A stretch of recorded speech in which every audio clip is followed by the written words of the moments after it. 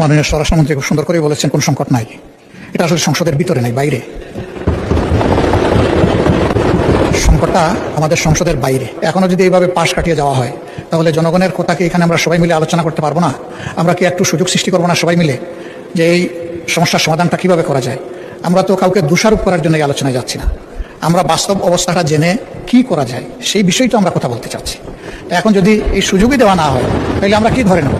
আমরা ধরে নেব যে জনজীবনে এখন যে প্রবলেমটা সবচেয়ে বার্নিং, এইটাই আমরা এই সংসদে আলোচনা করতে পারলাম না। এটা কি আমাদের জন্য একটা দুর্ভাগ্য হবে না মাননীয় স্পিকার?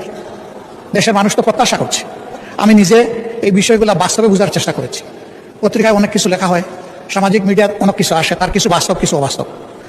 নিজেকে বোঝার চেষ্টা করেছি আসলে কতটুকু বাস্তব, কোন জায়গায় কোন সমস্যাটা। কিন্তু সব কিছু তো ওখানে গিয়ে আমি বুঝতে পারবো না। আরও কিছু বুঝতে হবে সরকারের সংশ্লিষ্ট মন্ত্রণালয় থেকে।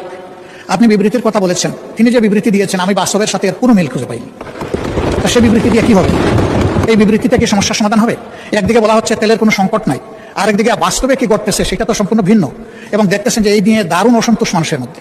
আমরা যদি এখানে একটু খোলামেলা আলাপ করতে পারি, সঠিক তথ্যগুলি যদি এই ফ্লোরে আসে, আমরা সবাই দায়িত্ব ভাগ করে নেব। জনগণ তো এই দেশে আমাদেরকে প্রতিনিধিত্ব করার জন্য এখানে পাঠিয়েছে। এই জনগণকে সঠিক জায়গায় আনার জন্য আমরাও দায়িত্ব পালন করতে চাই।